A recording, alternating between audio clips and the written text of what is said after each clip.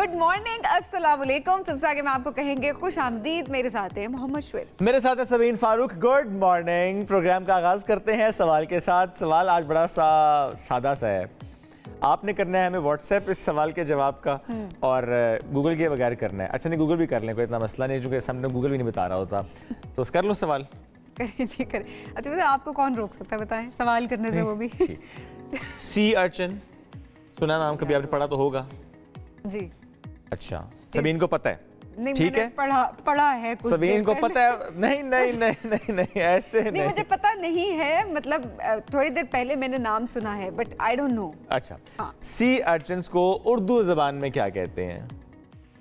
अब ये बहुत मुश्किल हमारे लिए बाकी मुश्किल था ये सुबह इसको चेक करना कि सी अर्चन्स को उर्दू में क्या कहते हैं। ओशन सी को तो आप जाहिर है बहीरा, हाँ बहीरा से होते हैं, बहीरा आप प्रोनाउंस कर रहे हो। चलो बहरी कह देते हैं। मुझे नहीं पता अर्चन को क्या बोलते हैं। अच्छा, अगर आपको मालूम है तो व्हाट्सएप करें, अगर वाकई सही सही पता तो व्हाट्सएप करना है, ठीक है? हाँ। गड़बड़ नहीं करनी। आप बताएं पहले। नहीं पता तो मुझे भी नहीं था। थोड़ा सा बताएं। अच्छा, बहुत ही डिफिकल्ट है। अच्छा क्या? बहरी खारपुश्तों।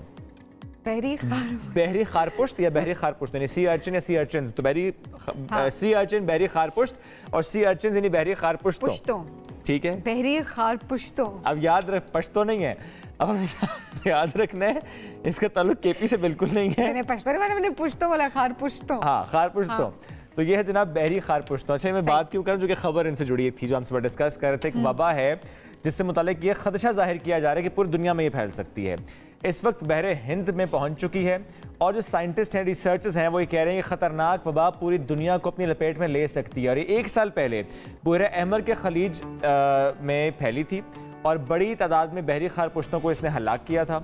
और साइंसदान ये कहते हैं कि वबा बढ़ने की जो सूरत है उसमें समंदरी माहौल को नाकाबिले तलाफी नुकसान पहुंच सकता है।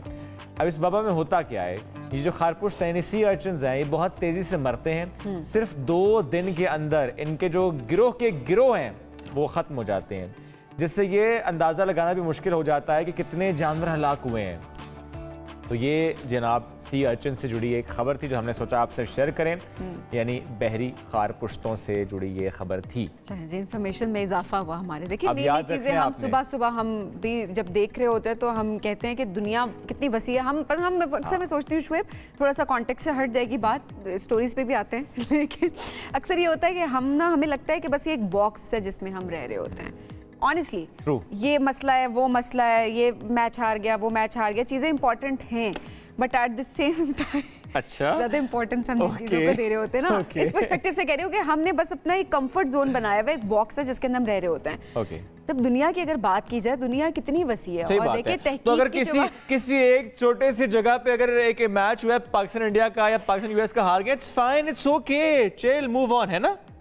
नहीं दिल दुखता है दिल दुखता है। और अब ये जाहिर है हम एक्सपेक्ट नहीं कर सकते और हम शायद बहुत ही ज़्यादा ऑलरेडी दिल बर्दाश्ता पूरी कौम हुई हुई है। अब जब आज का जो मैच है पाकिस्तान और कनाडा का, जो कि पाकिस्तानी वक्त के मुताबिक शाम 7:30 बजे जो है वो लगेगा, वो शुरू होगा। और अब उस पर्सपेक्टिव से अगर देखा जाए तो आज कौमी टीम पर सबकी नज़रें हैं कि कम से कम कनाडा से तो आप जीत जाएं अब, क्योंकि अगर आप कनाडा से हार गए तो फिर तो आप सोचें कि क्या होगा और फिर हम क्या एक्सपेक्ट करें इसके अलावा। अगर पॉइंट्स टेबल की बात करें, ग्रुप ए और उसके पॉइंट्स टेबल की बात करें तो कनाडा से भी नीचे है इस वक्त पाकिस्तान। एग्जैक्टली। तो लेट्स सी क्या होता है। अच्छा, समथिंग वेरी वेरी अलार्मिंग। अच्छा, अब ज़राए के मुताबिक उस्मान खान की जगह, क्योंकि अब ज़ाहिर चेंजेस कुछ लाने की बात हो रही है, उसकी जगह साइम अयूब को मौका दिया जाएगा। ठीक है, अभी ज़राए के मुताबिक ये चीज़ है। और बॉलिंग लाइनअप में भी ज़्यादा तब्दीली नहीं की जाएगी और टीम मैनेजमेंट शादाब खान की जगह अबरार अहमद को खिलाने पर मुत्तफिक नहीं है। ठीक है जी। हालांकि ये बात हो रही थी कि अबरार को लेकर के क्यों नहीं खिला रहे, क्यों नहीं दे रहे। और जब आपको नजर आ रहा है कि शादाब परफॉर्म नहीं कर रहा तो आप क्यों उसको खिलाए जा रहे हैं बार बार? अच्छा, सवाल उठ रहे हैं ना बहुत इस पे मेरी एक छोटी सी राय ये है कि एक मैच में कोई परफॉर्म ना करे तो फिर नहीं हटाया जाता, लेकिन हाँ अगर एक तसलसल है किसी चीज का तो वो ये मैं क्योंकि लोग यही बात कर रहे हैं कि एक मैच ठीक है, वो आपका दिन नहीं है। अब जिस तरह आजम खान की बात की जाए तो पिछले कुछ टाइम से हम यही देख रहे हैं कि वो परफॉर्म नहीं कर पा रहे थे। उस पे तो बहुत से लोगों ने अब कहा जी कि why is he in the team.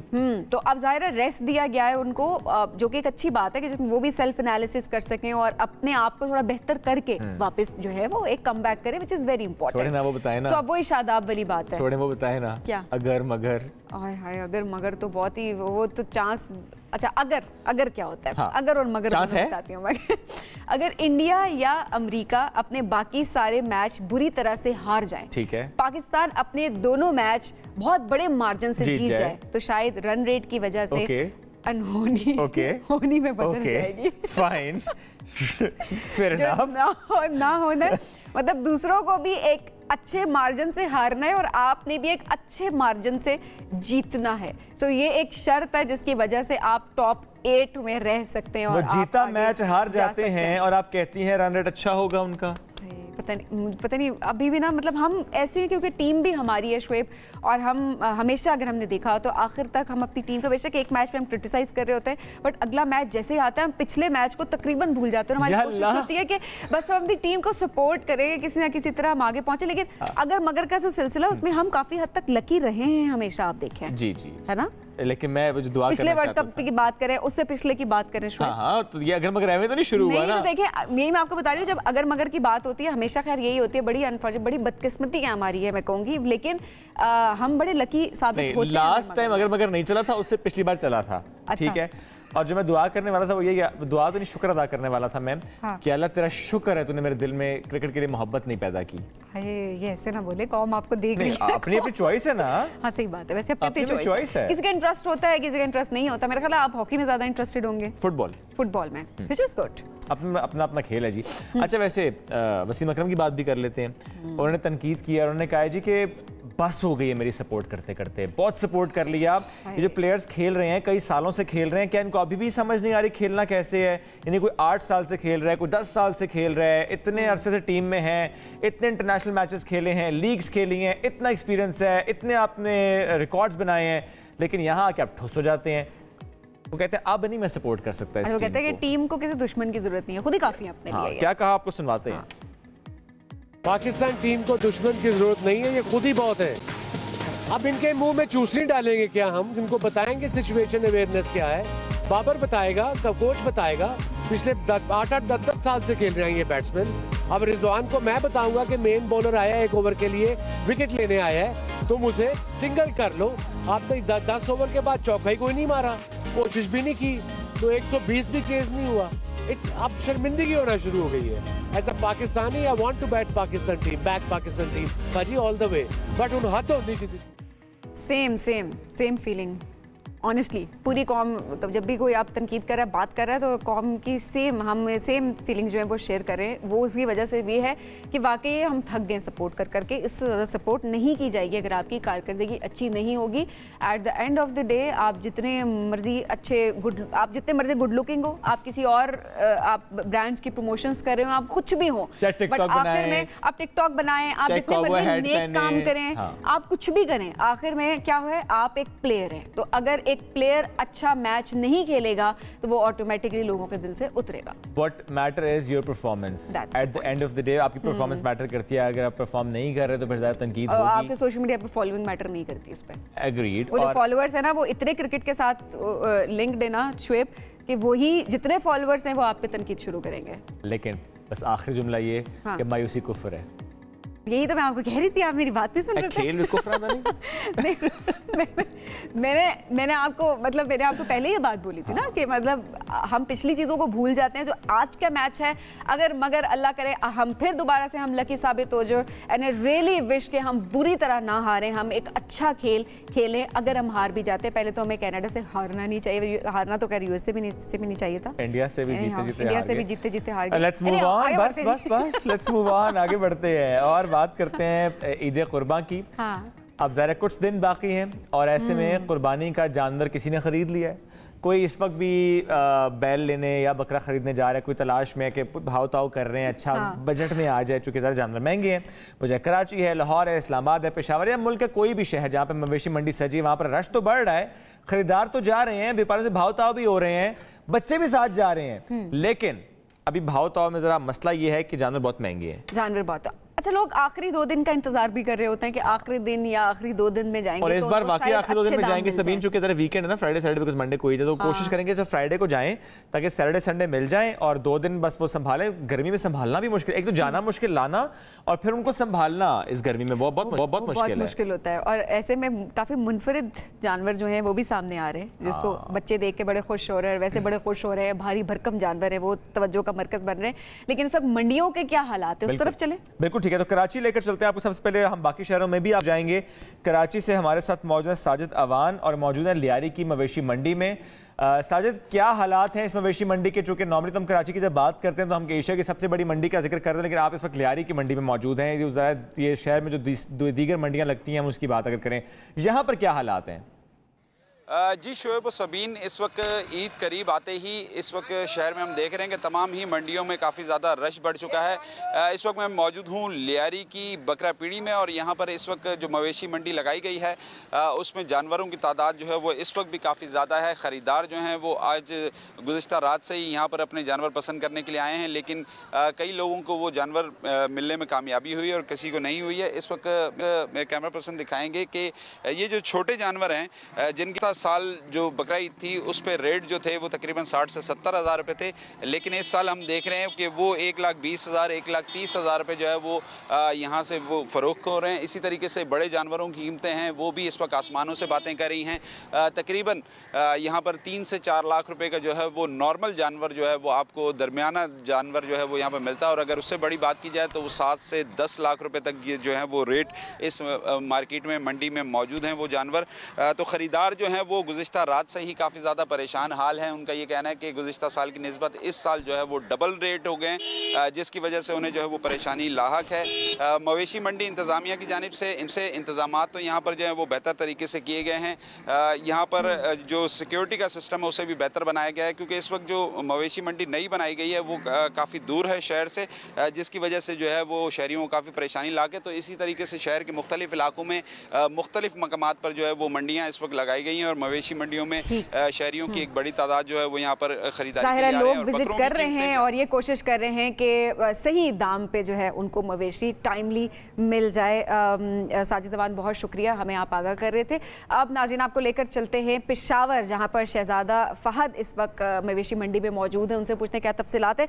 शहजादा फहद, किधर आप इस वक्त मौजूद हैं, किस मंडी में, और वहाँ पर क्या हाल है वाल है? जी सबीन और शुएब, जैसा कि सबको पता है कि पेशावर में ईद कुर्बान की जो तैयारियां हैं वो इस वक्त उरूज पर हैं। पेशावर में मुख्तलिफ मकामात पर मवेशी मंडियां कायम की गई हैं। सबसे बड़ी मंडी जीटी रोड पर काला मंडी है, जहां पंजाब और जो दीगर मुल्क के शहर हैं वहां से जानवर लाए जाते हैं। इसी तरह रिंग रोड पर भी एक बड़ी मंडी कायम की गई है। इसके अलावा शहर के जो दीगर मकामात हैं जिनमें फिरदौस हो गया, बोर्ड ताजाबाद, कोहाटी मंडी, जहां पर छोटे जानवरों की ख़रीदो फ़रोख्त का सिलसिला जारी है।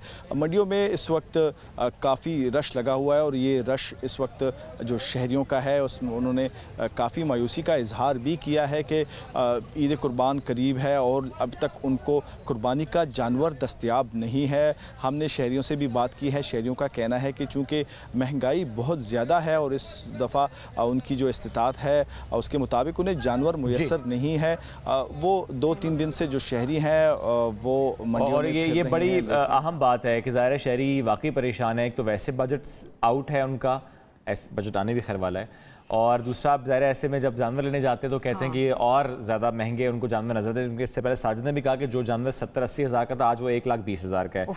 तो पेशावर की मंडी की सूरत हाल भी ऐसे। लाहौर में क्या सूरत हाल है? तलहा सईद हमें ज्वाइन कर चुके। तलहा, लाहौर की मंडियों में क्या सूरत हाल है, जानवरों के दाम कैसे हैं और क्या तेज़ी नज़र आ रही है आपको यहाँ पर?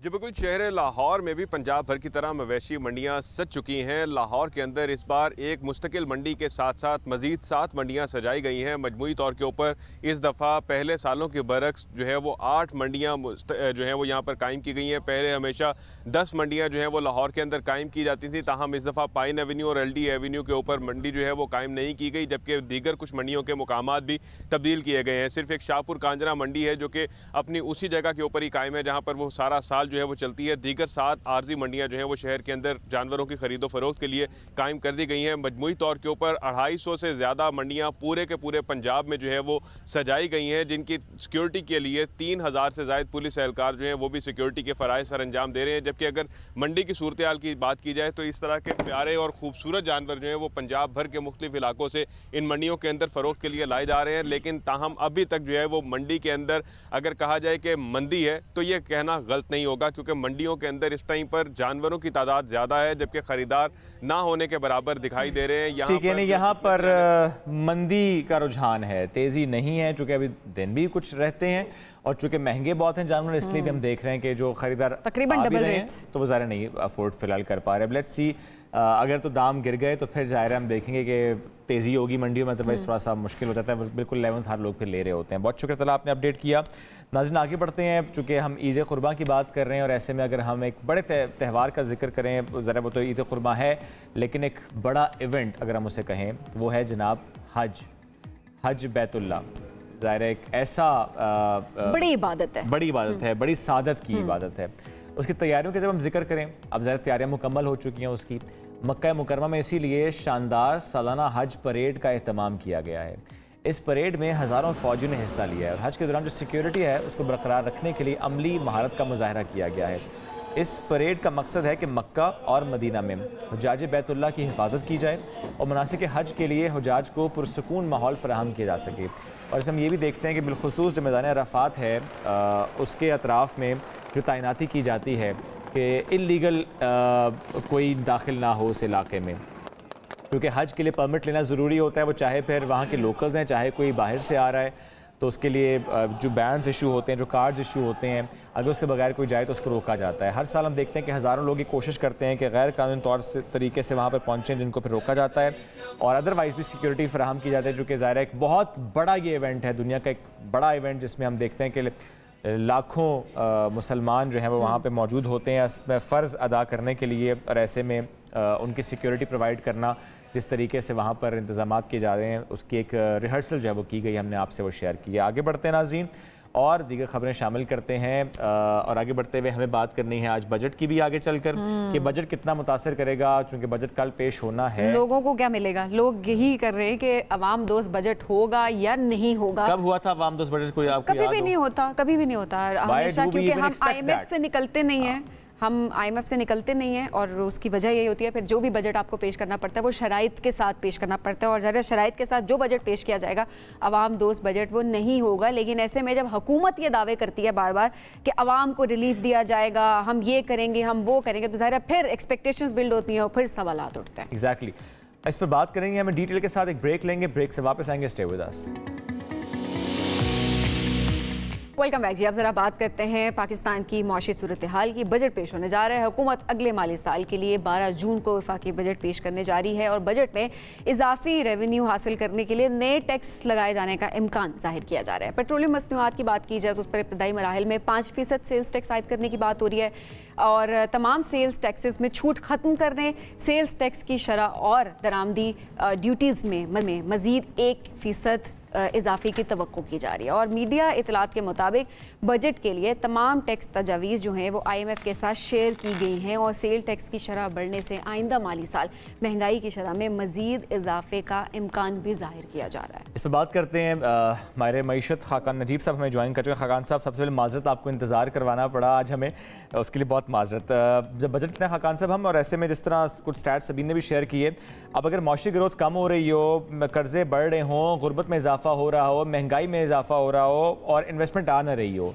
और फिर यही बात हो रही हो कि पाकिस्तान में IMF डिक्टेट करेगा हमारा बजट, क्या एक्सपेक्ट किया जाए? बजट कैसा होगा? जितनी तजवीज़ अब तक सामने आई हैं, जो मामला अब तक आपने देखे होंगे, how do you see this? देखिए, डेफिनेटली एक मुश्किल टाइम है बजट मेकर्स के लिए भी, इसलिए कि पहले तो IMF को सेटिस्फाई करना है। दूसरी बात यह है कि एक टैक्स टू GDP है जो 9% पे है, ये बहुत कम है पाकिस्तान के लिए। तीसरी बात यह कि हुकूमत ने अपनी एक मैनेजमेंट सेट करनी है इकोनॉमिक, और उसको प्रूव करना है कि they are on the right track. So अगर आप इन तीनों चीज़ों को ही देखें, और चौथी चीज़ ये बहुत ही मुश्किल ये है कि एक्सपेंडिचर्स बहुत फैलते चले जा रहे हैं, एक्सपेंडिचर का रिफॉर्म करना है। अब क्या कोई भी पॉलिसी मेकर इन सब चीज़ों को कर सकता है।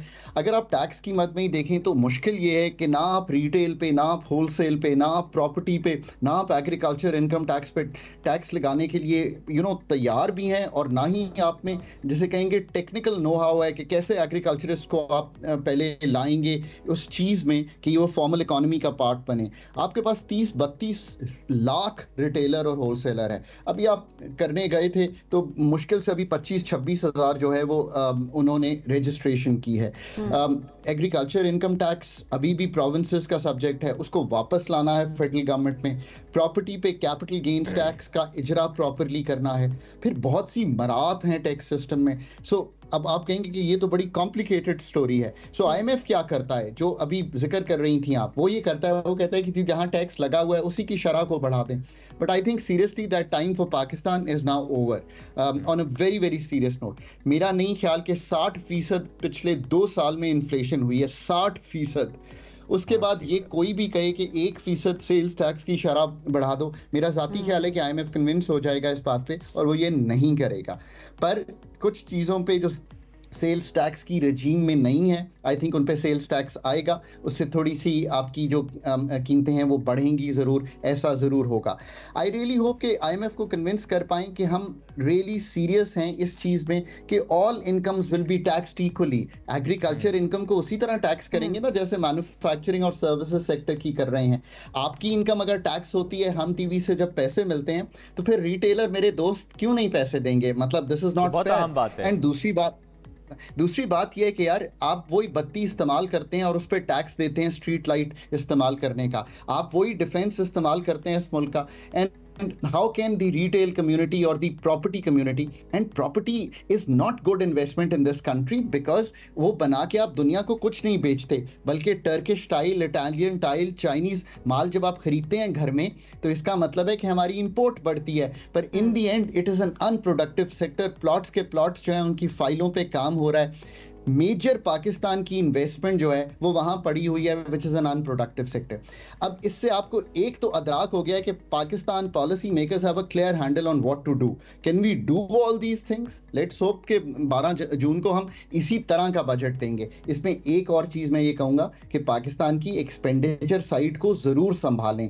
उसको इसलिए संभालें कि आपको और मुझे ये महसूस हो कि मेरी स्टेट मेरा एक पैसा भी जो मैं देता हूँ उसको क्वालिटेटिवली खर्च करती है और उसको उस चीज़ पे खर्च करती है जो prosperity of the people of Pakistan है। सब्सिडीज़ को टारगेट करें, पेंशन्स बहुत ज़्यादा हो रही हैं उसका हुजम संभालने की कोशिश करें, डेट की मद में जो काम करने वाले हैं वो काम करें। पाकिस्तान की जो फेडरल गवर्नमेंट के काम है वो ही करे। 18वीं तरमीम के बाद पावर्टी, हेल्थ, एजुकेशन, ज़कात, उशर, ये सारे काम सूबों के करने के हैं और 60% के करीब उनको पैसे देते हैं हम हर साल। So let them do these things. जिसका जो काम है ज़ाहिर है वो करे, वो एग्जैक्टली जिसका जो काम है अगर वो करे तो ऑब्वियसली चीज़ें बेहतर की तो जा सके। अच्छा, कुछ ज़्यादा स्टार्ट्स आपने बड़े फैक्ट्स बयान किए, स्टार्ट्स आपने बयान किए और काफ़ी तजवीज़ आपकी तरफ से भी दी गई हैं। बट ऐसे में खाकान साहब, अब ये जो एक्सपेक्टेशंस आवाम कितनी रखे कि आवाम दोस्त बजट होगा, क्योंकि बहुत सारी चीज़ों की अभी तवक्को की जा रही है। IMF की शराइत आपने बयान कर दी कि क्या कुछ किस तरह हो सकते हैं। तो ऐसे में जो हुकूमत का दावा है कि आवाम को रिलीफ दिया जाएगा, आवाम दोस्त बजट हम पेश करेंगे, तो वाकई आवाम कोई एक्सपेक्टेशंस रखे कि किसी एक सेक्टर में, किसी एक डोमेन में? तो आई थिंक एक तो ये कि पेंशन्स और जो वेजेस हैं उनकी मद में एक इंक्रीज़ आएगा। जो बेसिक पे है इस वक्त 32,000 की, वो बढ़ेगी। मेरा ख्याल है जो इस वक्त पावर्टी पे या इनकम सपोर्ट प्रोग्राम पे ख़र्चा होता है 450 अरब के लगभग इस साल होगा, वो 550-600 पे चला जाएगा। I would take it to 800 billion considering कि कितनी इन्फ्लेशन हुई है।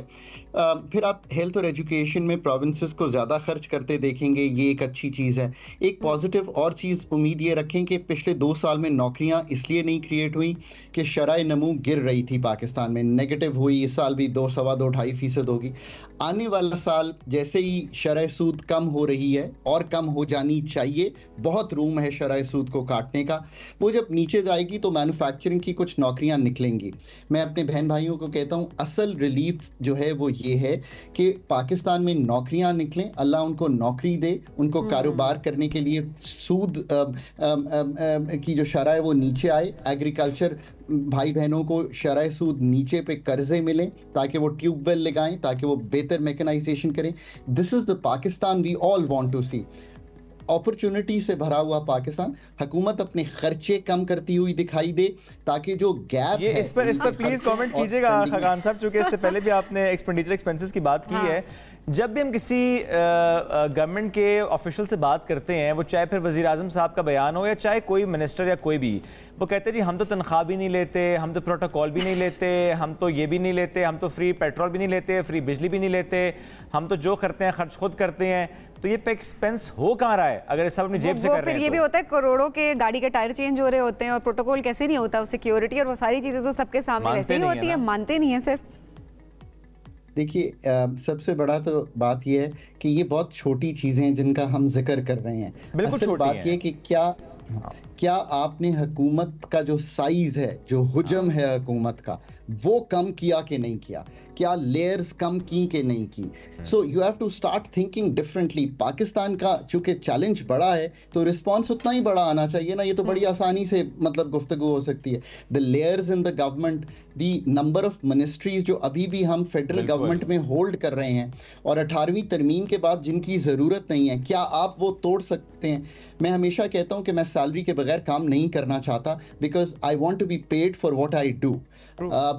This is one thing, but Pakistan की मसाइल का हल मेरी सैलरी ना लेने से शायद हल होता तो ज़रूर मैं ना लेता, पर उसका हल तब हल होगा कि 83 जो हमारी कमर्शियल एंटिटीज़ हैं, जो एक एनर्जी सेक्टर की पावर सेक्टर 600 अरब का नुकसान करता है, तो मेरी तनख्वाह तो कहीं रह ही नहीं जाती मेरे दोस्त। मतलब 600 अरब का power. So you have to really understand कि क्या करने की जरूरत है।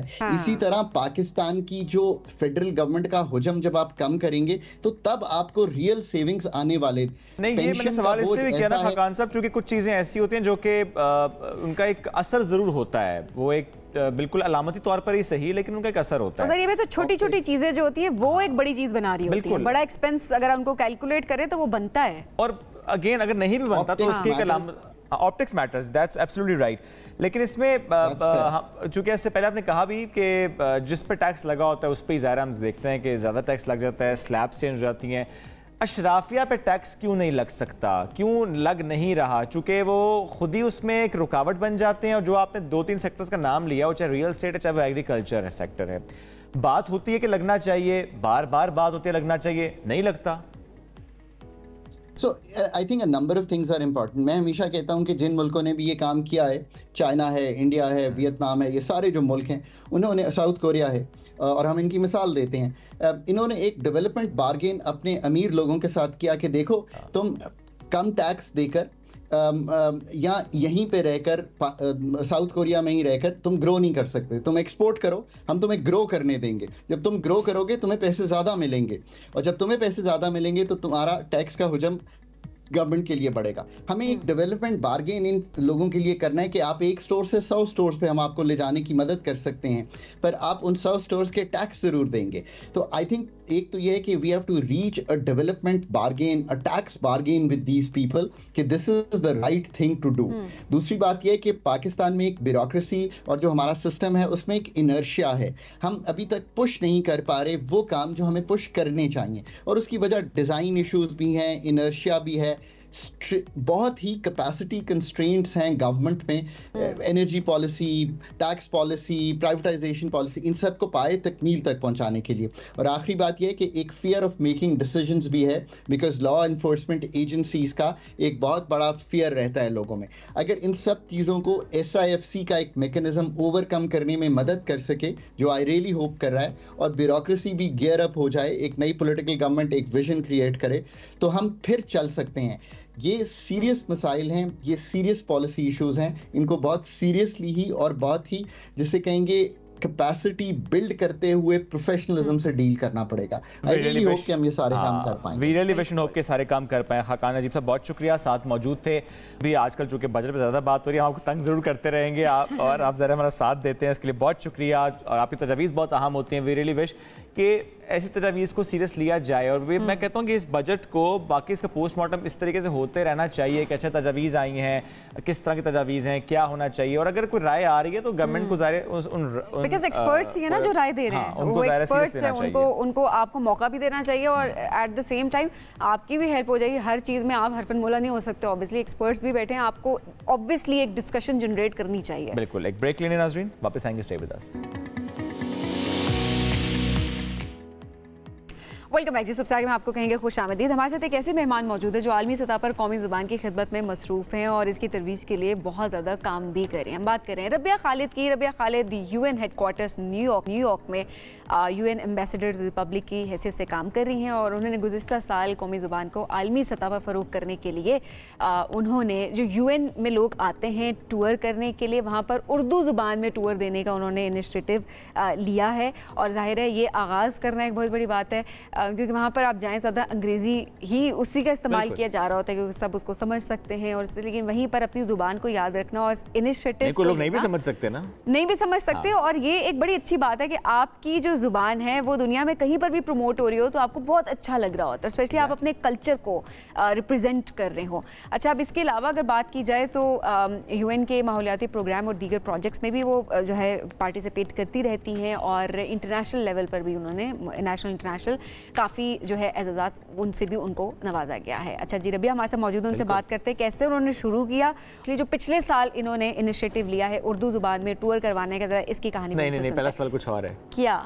पहला सवाल है फ्रॉम फैसलाबाद टू UN, ये कहानी क्या है? अस्सलाम वालेकुम रबिया, कैसी हैं आप? वालेकुम अस्सलाम, अल्हम्दुलिल्लाह मैं बिल्कुल जुगते मार लेती हैं फैसलाबाद की बात। मैं फैसलाबाद लोग जुगते मारते हैं, आप UN पहुंच गई हैं। बस जुगतों के साथ साथ UN का सफर भी। अच्छा, कोई जुगत बीच में आज मैं एक्सपेक्ट करूंगी कोई जुगत यहाँ पे आपको अगर कुदरती तौर पर कुछ ऐसे मेरे पे इल्हाम हुआ तो जरूर। वैसे तो फैसलाबाद के लोगों का चक्कर है कि बस गुफ्तगू में होता रहता है, तवातुर से होता रहता है, नॉर्मल है ये। आपके भी हाँ ये वैसे नॉर्मल चलता है हमारी फैमिली में। अक्सर जब गैदरिंग्स हों बड़ी किस्म की ईद पे तो कभी कभार वो चीज़ें मजाक से थोड़ी सीरियस भी हो जाती हैं अगर इंटेंस हो जाए तो इसे ज़रा ध्यान से।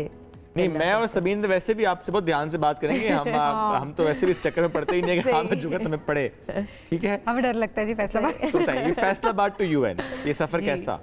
ये सफ़र आप कह सकते हैं 2010 में इसका जो आगाज़ हुआ इनडायरेक्टली, जब मैं पहली दफ़ा लम्स मॉडल यूनाइटेड नेशंस में अपनी स्कूल की तरफ से उन्होंने मुझे भेजा, तो तब मुझे ये भी नहीं पता था कि दुनिया में एक ऐसा अदारा है कौम मुत्तहिदा यूनाइटेड नेशन जिसमें तमाम ममालिक मिलकर अपने जो भी मसाइल हैं उनका हल ढूंढने की कोशिश करते हैं। तो ये जो आप कह सकते हैं ख्याल है या ये जो कॉन्सेप्ट है मुझे उस वक्त 15 साल की उम्र में बहुत ज़्यादा अट्रैक्ट किया।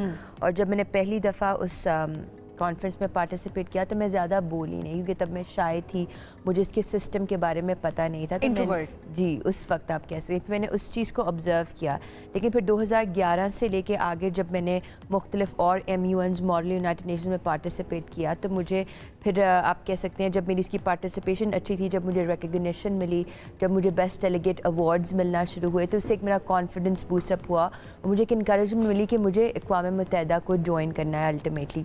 लेकिन उस वक्त जो मेरे सब्जेक्ट्स थे वो साइंसेस थे क्योंकि मेरे फादर डॉक्टर हैं, तो बचपन में मैंने यही सोचा अपने फादर को देखते हुए कि मैं भी मेडिकल फील्ड में जाऊंगी। लेकिन फिर जब A लेवल्स का वक्त आया और जब आपने अंडर ग्रेजुएट में अपने मेजर सेलेक्ट करना होता है, फिर मेरे फादर ने मुझसे डिस्कस किया कि आप एक्चुअली क्या करना चाहती हैं, क्योंकि एक लाइफ लॉन्ग कमिटमेंट है, अगर आप इसको वाकई दिली तौर पर नहीं चाहती तो आप इसको ना अपनाएं। तो बस फिर इस तरह से क्योंकि मेरे एक्स्ट्रा करिकुलर्स में ऑलरेडी MUNs चल रही थी तो फिर मैंने इसको अपने मेन एकेडमिक करियर में इंटरनेशनल रिलेशंस को मैंने चूज़ किया अपने अंडर ग्रेजुएट में। फिर उसके बाद मैं मास्टर्स के लिए न्यूयॉर्क गई और न्यूयॉर्क भी मैं इसलिए गई क्योंकि अक़वाम मुत्तहिदा का जो हेडक्वार्टर्स है वो न्यूयॉर्क सिटी में है। तो बस इस तरह करते करते वहाँ पर मैं पहुँच गई स्टेप बाय स्टेप जो है चेंजेस। और फिर साथ आपने कहा कि अब ये फील्ड है जो कि मैं अब चूज़ करना चाह रही हूँ और वाकई आपने बड़ी ज़बरदस्त बात की कि अगर आप पैशनेट नहीं, आप में पैशन नहीं है वो काम करने के लिए तो जाहिर सी बात है आप उसको प्रोलॉन्ग, आप आगे लॉन्ग टर्म कमिटमेंट तो आप कर ही नहीं सकते, बड़ा मुश्किल हो जाता है। अच्छा, अब रबिया कितना अरसा हो गया आपको इस पोस्ट के ऊपर ambassador to the public in UN? कितना अरसा हो गया? जी, ये मैंने स्टार्ट किया था मई 2019 में और उस वक्त मैं अभी बिल्कुल रिसेंटली ग्रेजुएट मैंने किया था अपने मास्टर्स से। तो ये जो मेरी परमानेंट पोजीशन है ये उस वक्त स्टार्ट हुई। लेकिन इनडायरेक्टली मैं यूनाइटेड नेशंस में इन्वॉल्व थी 2017 से लेकर, ठीक है। और वो मैंने जो पहली है अपनी इंटर्नशिप परमानेंट मिशन ऑफ जो पाकिस्तान का permanent mission to the UN ambassador Maliha Lodhi के साथ, तब मैंने पहली दफ़ा न्यूयॉर्क में काम किया था। जी बिल्कुल। और फिर उसके बाद मैंने मुख्तलिफ उनके डिपार्टमेंट्स हैं उसमें मैं मैनोवर करती गई, लेकिन मेरा ये था कि मैं UN के सिस्टम से हमेशा इन टच रहूं। तो आपको पता था कि उसका स्ट्रक्चर क्या है, सिस्टम क्या है, तो वो ज़्यादा मुश्किल है। अच्छा, ज़रा अपने जॉब के हवाले से भी बताएं कि टूर किस तरह से करवाते हैं, हमें ज़रा वर्चुअल टूर करवा दें यहाँ बैठ के। बिल्कुल, बल्कि हमारे जो डिपार्टमेंट है हम लोग वर्चुअल टूर्स भी देते हैं। जो लोग हेडक्वार्टर्स में ट्रैवल नहीं कर सकते तो हमको ये सर्विस देते हैं कि आप वर्चुअल टूर ले सकें। अच्छा, मतलब मैंने तो वैसे ही कह दिया था। बातों में क्या होता है कि वर्चुअल टूर के लिए आप अप्लाई करते हैं, फिर स्लॉट होता है, किस तरह से होता है? जी, आप जो है वेबसाइट पर जाकर अपना स्लॉट जो है वो बुक करते हैं, फिर जो आपकी रिक्वायर्ड लैंग्वेज है, ज़ुबान है, आप उसको सेलेक्ट करते हैं और फिर आपको एक कन्फर्मेशन की ईमेल आती है। आपके ग्रुप है, इंडिविजुअल है, तो इस तरह से वो चलता है। ठीक हो गया। तो आप ज़रा जॉब के बारे में जल्दी से बता दें, और फिर जो आपने लास्ट ईयर उर्दू का इनिशिएटिव लिया वो कितना ज़बरदस्त रहा, पाकिस्तानी को क्या रिएक्शन होता है? जी बिल्कुल। सो जो हमारा जॉब है उसकी नौयत ये है कि जब पूरी दुनिया से लोग अक़वाम मुत्तहिदा को विज़िट करने आते हैं तो उनको ज़ाहिर सी बात है, एक वो कई दफ़ा प्री कंसीव्ड नोशन के साथ आते हैं, उनको पता नहीं होता कि ये अदारा दर हकीकत किस तरह से काम करता है, इसका स्ट्रक्चर क्या है, इसकी हिस्ट्री क्या है। तो सबसे पहले हम जो ग्रुप आता है या लोग आते हैं, हम उनको रूल्स एंड रेगुलेशंस बताते हैं कि टूर में क्या अलाउड है क्या नहीं। आप मतलब क्योंकि टूर्स के साथ साथ इंटरनल मीटिंग्स भी चल रही होती हैं सीरियस किस्म की, जिसमें आपको एक महज़ब तरीके से वहाँ पे रहना पड़ता है। तो बस उसके बाद हम UN के स्ट्रक्चर के बारे में बताते हैं, उसकी हिस्ट्री के बारे में बताते हैं। उनको मुख्तलिफ चैम्बर्स हैं जैसे general assembly, security council, trusteeship council, economic and social council, उनके चैम्बर्स में हम उनको लेकर जाते हैं। फिर उसके आर्ट से लेके स्ट्रक्चर, हिस्ट्री और करंट रेलेवेंस, वो उसके बारे में हम उनको बताते हैं। ठीक है। फिर साथ ही साथ जो पब्लिक के सवालात होते हैं हम उनको भी देखते हैं। कई दफ़ा हमारे क्रिटिकल क्वेश्चंस हो जाते हैं, कभी पॉलिटिकली थोड़े से सेंसिटिव क्वेश्चंस होते हैं, तो हमें ट्रेन किया जाता है कि आपने कैसे न्यूट्रल स्टांस रखना है। आपने किसी भी मुल्क की साइड नहीं लेनी और किसी के अगेंस्ट नहीं जाना, बल्कि हमारी 2 हफ्ते की रिगरस ट्रेनिंग होती है। उसके बाद से हमें प्लेटफॉर्म पे लॉन्च किया जाता है कि आप टूर दे सकें। तो अब जो UN के जो टूर हैं वो तकरीबन 6 ज़ुबानों में, यूजुअली जो ऑफिशियल लैंग्वेजेस हैं यूनाइटेड नेशंस की, उनमें दिए जाते थे। लेकिन इन सालों में तकरीबन 5 साल मुझे हो गए हैं इस पोजीशन में, मैंने ये नोट किया कि कभी भी उर्दू ज़बान को इस प्लेटफॉर्म पे प्रमोट नहीं किया गया या उसकी कभी रिक्वेस्ट नहीं हुई। फिर जब कोविड के दौरान जब मुझे थोड़ा सा फ्री टाइम मिला तो मैंने इस चीज़ पर काम करना शुरू किया। जो मेरा टूर था मैंने इसको ट्रांसलेट किया, कंटेंट बनाया उर्दू में। फिर ये था कि हमारे डिपार्टमेंट में कोई ऐसा बंदा नहीं था जो मुझे उर्दू ज़बान के लिए ट्रेन कर सके, वरना ऑफिशियली आपको ट्रेन किया जाता है। तो वो भी सेल्फ हेल्प हमारे UN न्यूज़ में उर्दू ज़बान में काम करते हैं, उनसे मैंने कुछ मदद ली, अपने पेरेंट्स से, अपने वालिद से मैंने मदद ली। फिर रिसेंटली लास्ट ईयर हमें रिक्वेस्ट आई उर्दू के लिए और फिर जो है वो मुझे मौका मिला स्टोर को लॉन्च करने का। तो जो हमारे पहले विजिटर थे वो उर्दू ज़ुबान के लिए तो थे, लेकिन वो इंडिया से थे, लखनऊ से। तो उनका बहुत अच्छा फीडबैक हमें रहा और बहुत इंगेजिंग था मेरे लिए भी पहली दफ़ा उस चीज़ को इस तरह से बहुत से रिस्पांस आपको मिलते रहे। मुझे पता नहीं क्यों लगता है कि बहुत जल्दी आपने पंजाबी में कर देना, फिर मजा आएगा कि पंजाब और इंडिया जहाँ जहाँ पंजाबी बोली जाती है वो भी आएंगे इस टूर को एंजॉय करने। वक्त बड़ा मुख्तसर था, बहुत शुक्रिया साथ मौजूद थी। All the best for future. Break लेंगे, वापस आते हैं, स्टे विद अस।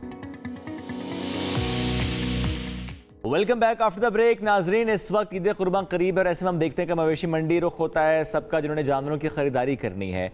लेकिन एक मसला जो कि आज करनी बल्कि कई सालों से है, वो चाहे बड़े शहर हों चाहे फिर छोटे शहर हों, बड़ी मंडी हो या कि छोटी मंडी हो, और समटाइम्स ऐसा होता है कि वो चाहे रात का वक्त हो, शाम का वक्त हो, कुछ सुनसान रास्ता जब आप जा रहे होते हैं मवेशी मंडी, क्योंकि कराची की मवेशी मंडी कराची से बाहर लगती है, तो वहाँ पर ये रिपोर्ट ज़्यादा होता है, क्राइम ज़्यादा होता है कि आप एक रकम लेकर जा रहे हो जानवर खरीदने के लिए और रास्ते में खुदा न खास्ता कोई डकैती हो जाती है। और कुछ हम देख भी रहे थे, कुछ वीडियोस, कुछ इमेजेस हमारे सामने आ भी रहे थे, कुछ ऐसे केसेस रिपोर्ट भी हो रहे हैं, हर मरतबा हो रहे होते हैं और इस मरतबा भी रिपोर्ट हो रहे हैं कि किस तरह से वारदातें हो रही हैं कि किसी ने अगर कोई जानवर खरीदने जा रहा है उससे पैसे छीन लिए जाते हैं गन पॉइंट पे, या अगर किसी ने जानवर खरीद मतलब जो फरोख्त कर रहा है ऑब्वियसली उससे भी पैसे ले लिए जाते हैं। एग्जैक्टली। तो अब इसका हल क्या है? जब इसकी हम बात करते हैं टेक्नोलॉजी में हम देखते हैं कि काफ़ी मसाइल का हल आता है, तो ऐसी ही एक जिद्दत लेकर आया है जैज़ कैश। किस तरीके से डिजिटल पेमेंट्स मुतारिफ कराई हैं और इसकी सहूलत अब ईद के मौके पर हम देख रहे हैं कि 40 से 45 मवेशी मंडियों में है। अब कैसे लोगों को बताया जा रहा है, कैसे जो सेलर्स हैं उनको राग़िब किया जा रहा है, उसके लिए क्या रिक्वायरमेंट होती है, कितना आसान ये प्रोसेस होता है, आज इस सब पर हमें बात करनी है। हमें प्रोग्राम में ज्वाइन किया है जैज़ कैश के chief customer experience officer Ali Irfan साहब ने। अली साहब बहुत शुक्रिया ज्वाइन करने के लिए। अली साहब, डिजिटल पेमेंट्स की ज़रा हम बात तो करते हैं, लेकिन ये कितना ज़बरदस्त इनिशिएटिव है कि इस वक्त इसको लॉन्च किया जा रहा है कि मवेशी मंडियों में आपके लोगों का होना और इसको बहुत ज़्यादा इसकी मार्केटिंग होना कि लोग समझ पाएँ कि अच्छा क्या प्रोसेस है, कितना ईजी प्रोसेस है कि आप बिल्कुल हैसल फ्री शॉपिंग ही कहूँगा मैं इसको कर पाएंगे। शॉपिंग ही है ना। जी बहुत शुक्रिया। सबसे पहले तो हमारा जो आइडिया है वो ये है कि आम पाकिस्तानी के लिए इस फैसिलिटी को लाना जिसमें वो डिजिटल मींस के थ्रू पेमेंट कर सकें। तो आपको पता है कि तकरीबन 600 बिलियन यानी 600 अरब रुपए का टोटल कैश ट्रांजैक्शंस होती हैं ऐसे पॉइंट्स पे मवेशी मंडियों में, कैटल मार्केट्स में हर साल। और इतने ज़्यादा पैसे लोगों को कैरी करना और जाके रिसीव करना, इसमें सेफ्टी सिक्योरिटी के इश्यूज़ भी हैं, नोट गिर भी सकते हैं, घूम भी सकते हैं। तो ये facility state bank of Pakistan ने हमें इनकरेज किया कि जी हम QR कोड्स, जो कि रास्त एक सिस्टम है, उसके अंडर QR कोड्स लगाएं इन कैटल मार्केट्स के अंदर, जहाँ पे जब पेमेंट रिसीव करने वाला है वो इन QR कोड्स के थ्रू पेमेंट्स रिसीव कर सकेगा। और कोई भी कस्टमर, कोई भी कंज्यूमर, आम आदमी अपने मोबाइल के थ्रू जैज़ कैश का अकाउंट खोल सकते हैं, घर से बैठ के खोल सकते हैं और वहाँ पे जाके पेमेंट्स कर सकते हैं। सो ये इस तरह से पेमेंट्स वहाँ पे हो सकेंगी। और इन मार्केट्स के अंदर जो बेचने वाले हैं उनके लिए QR कोड की फैसिलिटी मौजूद है, वो उसके थ्रू पेमेंट्स रिसीव कर सकते हैं। सो अब आपको ना पैसे कैरी करने हैं और जिसने रिसीव करने हैं उसने भी कहीं जमा नहीं करने, डायरेक्टली उनके बैंक में जमा हो जाए। तो ये इतने बड़े लेवल पर फर्स्ट टाइम जैज़ ने ये इनिशिएटिव लिया है ताकि थोड़ा सा लोगों के लिए आसानी आप ज़ाहिर है क्रिएट कर सकें। कितनी मंडियों में ये सहूलत मौजूद है, लोगों को ट्रेन किस तरह से करें, अवेयरनेस के लिए क्या करें, और मुझे भी बताइएगा ट्रांजैक्शन लिमिट भी बताइएगा। बेहतरीन सवाल है, बहुत शुक्रिया। ये भी आपने ट्रांजैक्शन लिमिट का भी पूछ लिया। तो पहले तो हर ये 45 मार्केट्स में तकरीबन 15 सिटीज़ में, जिसमें सारी बड़ी सिटीज़ शामिल हैं, कोयटा, पेशावर से लाहौर, कराची, इस्लामाबाद लेकर सब सिटीज़ हैं, इनकी कैटल मार्केट्स जो हैं, जो मवेशी मंडियां हैं, इधर ये हमारे स्टॉल्स और बूथ मौजूद हैं। उधर अवेयरनेस भी क्रिएट की जा रही है। उधर जो बेचने वाले हैं उनको ऑन बोर्ड यानी उनको QR कोड लगा के दिए जा रहे हैं, उन्हें समझाया जा रहा है किस तरह से अकाउंट उन्होंने खोलना है। बड़ा सिंपल प्रोसीजर है, जैसे आप अपने बेसिक कागजात दे के बैंक के आप अपनी अकाउंट खुलवा सकते हैं, तो वो पेमेंट्स रिसीव करेंगे। और जो यूज़र्स हैं उनके लिए भी इंफॉर्मेशन है, जो ख़रीदने जा रहा है उसके लिए इंफॉर्मेशन भी मौजूद है कि वो किस तरह से इसकी पेमेंट कर सकते हैं। बड़ा सिंपल है, आप घर से बैठ के ऐप को डाउनलोड कर लें और उससे पेमेंट आप कर सकते हैं। दूसरा तरीका ये भी है कि जिन लोगों के पास फ़ोन है लेकिन उस पर ऐप मौजूद नहीं होती, जो सिंपल फीचर फ़ोन वाले हैं, वो भी एक आम USSD मेन्यू जिसके थ्रू वो लोड करते हैं अपने मोबाइल के पैसे, उसी से वो पेमेंट्स भी कर सकते हैं। और जहाँ तक ट्रांजैक्शन लिमिट की आपने बात की, वो ट्रांजैक्शन लिमिट्स 1 मिलियन रुपए यानी 10 लाख रुपए है। सो आप daily it covers very well. जी, जो भी आपकी नीड है वो पूरी हो सकती है इससे। अच्छा, अब ऐसे में हम जब पाकिस्तानी इकॉनमी की बात करते हैं, डिजिटल पेमेंट्स और specially at this point of time जो हम कैटल मार्केट को इनकॉर्पोरेट कर रहे हैं, वो हमारी इकॉनमी पे उसकी इम्प्लीकेशन क्या है? ये भी बड़ी अच्छी चीज़ है जी। देखें, जितनी डिजिटल पेमेंट्स हैं, जैसे जैसे आप किसी ट्रांजैक्शन के लिए जाते हैं, किसी भी रिटेल पॉइंट को ले लें, किसी भी दुकान को ले लें, या हुकूमत की पेमेंट करने आप जाते हैं, अगर आपके पास उस वक्त कैश मौजूद नहीं है तो बोथ सेलर एंड बायर की ट्रांजैक्शन नहीं हो सकती। बहुत ऐसी सिचुएशंस आती हैं जहाँ पे आपको इमीडिएटली पैसों की ज़रूरत होती है और अवेलेबल नहीं होते, तो उससे आपकी इकोनॉमी में सर्कुलेशन कम हो जाती है, वो ट्रांजैक्शन फेल हो जाती है, उस वक्त नहीं हो सकती, आपको घर या दफ्तर वापस जाना पड़ता है पैसे लेने, तो टाइम भी ज़ाया होता है, पेट्रोल भी ज़ाया होता है, आप एनर्जी ज़ाया होती है। सो आपके पास अगर डिजिटल पेमेंट मौजूद होगी तो आप उसी वक्त पेमेंट करके उस ट्रांजैक्शन को कर सकते हैं। इससे ना सिर्फ वो लोग जिनके पास बैंक अकाउंट मौजूद नहीं है वो भी शामिल हो जाते हैं। सो इंक्लूजन एक बहुत बड़ा हमारा गोल है पेमेंट्स को डिजिटाइज करने का, कि बहुत सारे लोग पाकिस्तान में तकरीबन 75% एडल्ट्स ऐसे हैं जिनके पास फॉर्मल बैंकिंग चैनल मौजूद नहीं है। तो ये फैसिलिटीज़ उन लोगों के लिए भी हैं ताकि ये सारी की सारी हमारी जो एडल्ट पॉपुलेशन है, जो लोग हैं वो आराम से डिफरेंट जगहों पे पेमेंट्स कर सकें। और शायद ये एक पॉलिसी भी है स्टेट लेवल पे कि अब कैश को थोड़ा सा डिस्करेज किया जा रहा है आहिस्ता आहिस्ता। जी बिल्कुल, ये पॉलिसी है और ये ना सिर्फ हमारे मुल्क में, ग्लोबली ये एक हम तो वैसे बहुत पीछे हैं जी इसमें। प्रैक्टिस जो है वो होनी चाहिए इस तरह की, इम्पोर्टेंट भी है। अच्छा, अब ऐसे में फाइनेंशियल इंक्लूजन की आपने बात की, जैज़ काम भी कर रहा है काफ़ी, जैज़ कैश के थ्रू आपने बड़ा अच्छा उसको एलैबोरेट भी किया।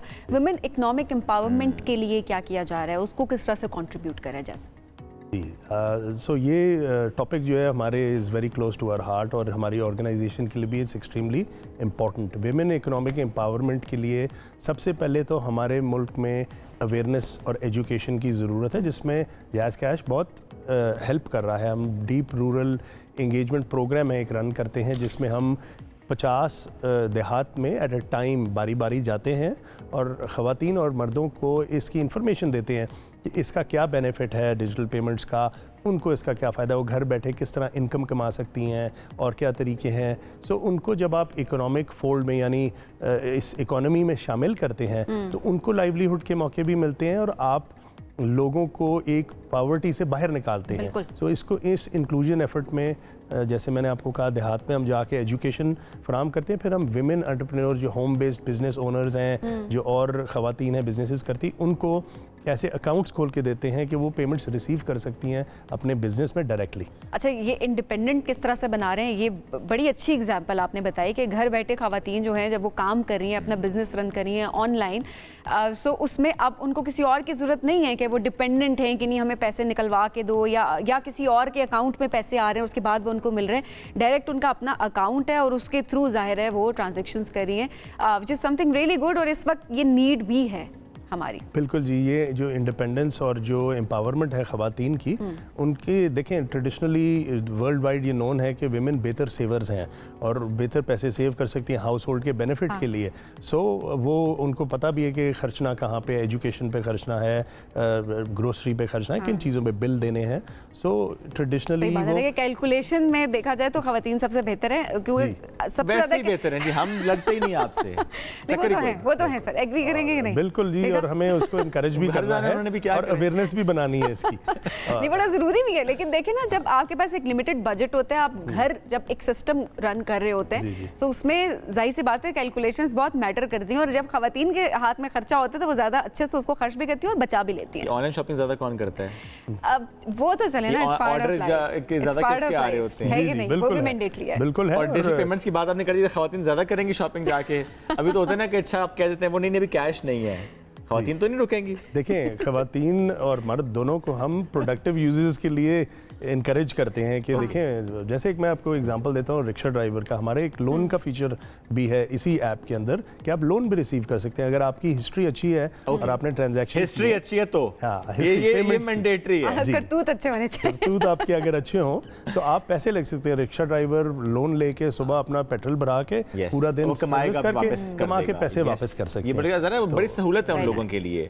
सर बहुत शुक्रिया, साथ मौजूद थे, अहम मौजूद हमसे गुफ्तगू कर रहे थे। ज़ाहिर नाज़रीन, ये इस वक्त हम कहेंगे कि बहुत ज़्यादा अहम है डिजिटल पेमेंट्स की तरफ बढ़ना, स्पेशली जब हम एक ऐसे मौके पर हैं कि ज़रा जानवर की ख़रीदारी हम देखते हैं कि बहुत ज़्यादा पैसा जो है ना उसमें इन्वॉल्व हो रहा होता है, लेन देन होती है, कितनी महफूज होती है, ज़रा वो डिजिटली आप उसे महफूज कैसे बना पा रहे हैं। तो ये एक इनिशिएटिव जैज़ का, इस पर आज हम डिस्कशन कर रहे थे। नाज़रीन, ब्रेक लेते हैं, ब्रेक से वापस आएंगे, stay with us. Welcome back after the break. दो मुल्कों के दरमियान ताल्लुकात अच्छे हों तब भी और अच्छे कैसे होते हैं? जब पीपल टू पीपल कॉन्टैक्ट ज़्यादा बढ़ता है, जब एक्सचेंज प्रोग्राम्स होते हैं। और ऐसे ही एक एक्सचेंज प्रोग्राम की आज हम बात करेंगे, पब्लिक डिप्लोमेसी, जहां पर हम ये देख रहे हैं कि मालदीव से, हमारा बरादर मुल्क है, जहां से जर्नलिस्ट आए हैं पाकिस्तान। 6-7 दिन का इनका टूर है। इस्लामाबाद, मरी, लाहौर इनके विजिट्स हैं। खा पी भी रहे हैं, घूम फिर भी रहे हैं, गपशप भी हो रही है। मेरे ब्रेक में बात हो रही थी, कहते हैं कल्चरल शॉक भी काफी लगा है, काफी ज्यादा कल्चरल डिफरेंस भी उनको फील हुआ है। तो ये जाहिर है दो डिफरेंट मुल्क हैं, तो जाहिर है इतना डिफरेंस तो होता है। तो हम पूछेंगे अच्छा वो कल्चरल शॉक क्या था, उसे कैसे उन्होंने एब्जॉर्ब किया, एंजॉय कितना कर रहे हैं पाकिस्तान में, वेलकम कैसे किया गया पाकिस्तान में इनको, इस पर हम बात करेंगे। तो जितने जर्नलिस्ट हैं उसमें 2 जर्नलिस्ट आज हमारे साथ इस प्रोग्राम में मौजूद हैं। मरियम के साथ मौजूद हैं, सेक्रेटरी जनरल हैं मालदीव ब्रॉडकास्टिंग काउंसिल की। अस्सलाम वालेकुम, वेलकम टू द शो, कैसी हैं आप? बहुत अच्छी हूँ। वो तो आप हैं, बिल्कुल हैं, थैंक यू। और उनके साथ मौजूद है मोहम्मद आफरा, आप काउंसिल मेंबर हैं मालदीव्स मीडिया काउंसिल के। अस्सलाम वालेकुम and welcome to the show. कैसे हैं आप सर? अल्हम्दुलिल्लाह। तो सबसे पहले तो ये बताएं, उर्दू कैसे सीखी आप दोनों ने? जी, मैंने तो ड्रामास देख देख के सीख लिया। ये हम टीवी जो पहुंचे ना मुख्तलिफ मुल्कों में, तो उसने ये काम किया जी, उर्दू सिखाई, उर्दू सिखा दिया। अभी भी देख रही हैं कोई ड्रामा? अभी भी देख रही हैं। रिसेंटली देखे मैंने राह जुनून। राह जुनून, ओके। उसके अलावा कोई और ड्रामा जो आपको बहुत ज्यादा पसंद हो, वो कौन सा है? हम सफर। मतलब आप तो बड़ी पुरानी व्यूअर हैं। बहुत पुरानी भी। और मेरा पहला, मेरी कहते हैं ना, हाँ, मेरी पहली ड्रामा थी सदके तुम्हारे। सदके तुम्हारे, वाह क्या बात है सर। आपने उर्दू कैसे सीखी? मैंने उर्दू सीखा मेरी उम्र से 9 साल तक। When I was in the school, मैं आपकी तरह माफ़ी जानता हूँ, मेरा इतना ज़्यादा उर्दू नहीं, हमारी भी इतनी अच्छी नहीं है, कोई बात नहीं। टेंशन की बात नहीं है। एक टीचर आया, पाकिस्तान टीचर स्कूल में। हाँ। अच्छा। और उसने अंग्रेज़ी सिखा दिया। मैंने उसको बोला क्या मैं आपके साथ उर्दू सिखा दूँ? उसने मुझे उर्दू सिखा दिया। और उसके बाद हिंदी मूवी देखते ही तो मूवीज देख के उर्दू आपकी भी खासी बेहतर हो गई। तो अच्छा है, कन्वर्सेशन खासी आसान है। जो सबीना आपने बात की कल्चरल शॉक की, मरियम कल्चरल शॉक क्या था? कल्चरल शॉक तो ऐसा कुछ भी नहीं था, क्योंकि हमारे मालदीव्स भी बहुत सिमिलर है पाकिस्तान से। मौसम भी सिमिलर है, वक्त भी एक सा है। वक्त भी जो वक्त यहाँ पर है इस वक्त मालदीव्स में यही वक्त है। वरना नॉर्मली देखते हैं ना कि दूसरे मुल्कों में आप टाइम डिफरेंस होता है, लेकिन सेम वक्त है। ठीक है जी, कल्चरल शॉक इनको नहीं लगा। आपसे मेरी बात हो रही थी, आपने मुझे बताया कि कल्चरल शॉक जो है वो आपको लगा। क्या डिफरेंसेस आपने देखे? उसके बाद जरा हम सिमिलैरिटीज की तरफ भी आएंगे। ये बहुत मुश्किल सवाल है जो आप ये करती हैं, ये जान के मुश्किल सवाल करती हैं, इसीलिए छेड़ती हैं, तंग करती हूँ। जी, बहुत ज़्यादा है। अच्छा। हाँ। पाकिस्तान में बहुत ज़्यादा कल्चरल है, मुसलमान है, हिंदू है, वो सब है। लेकिन हमारे मुल्क में ऐसा नहीं है, सिर्फ मुसलमान है। इसीलिए तो थोड़ा डिफरेंस है। लेकिन ऐसा थोड़ा रिलेशनशिप है हमारे दो मुल्कों के साथ, वो नहीं। और उसके लिए ज़ाहिर है इस तरह के प्रोग्राम्स होना बहुत ज़्यादा ज़रूरी है। इस वक्त भी जो प्रोग्राम हो रहा है कि किस तरह से, क्योंकि स्टेट लेवल पर तो जाहिर है वो रिलेशंस होते भी हैं, वो डिप्लोमेटिक रिलेशंस हैं और उससे रिलेटेड काम हो रहे हैं। लोगों का कनेक्ट होना बहुत ज़्यादा ज़रूरी है। और उसी के लिए ये प्रोग्राम, जिसके थ्रू आप लोग 10 दिन का ये प्रोग्राम है और आप लोग इसे पाकिस्तान में मौजूद हैं, फर्स्ट टाइम आप लोग विजिट करें, ज़रा इस प्रोग्राम के बारे में भी बताइएगा। हम तो ब्रॉडकास्ट करते हैं चैनल्स को, हम तो रेगुलेटरी बॉडी है। ओके, तो आप लोग जो पाकिस्तान आए, आपने अप्लाई किया वो इस प्रोग्राम के लिए, और क्या बड़ी ख्वाहिश थी कि पाकिस्तान विजिट करना है? क्या था माइंड में? हाँ, हमारी बहुत ख्वाहिश थी, क्योंकि हमको पाकिस्तान से बहुत प्यार है, मोहब्बत है। क्या बात है। तो हमें ये प्रोग्राम बहुत सिग्निफिकेंट है, क्योंकि हमें बहुत ज़्यादा मालूमात मिल रही है मीडिया के बारे में, पाकिस्तान के मीडिया के बारे में। सही। तो हमारी ब्रॉडकास्टिंग कमीशन में भी सिमिलैरिटीज़ है, मॉनिटर भी हम करते हैं।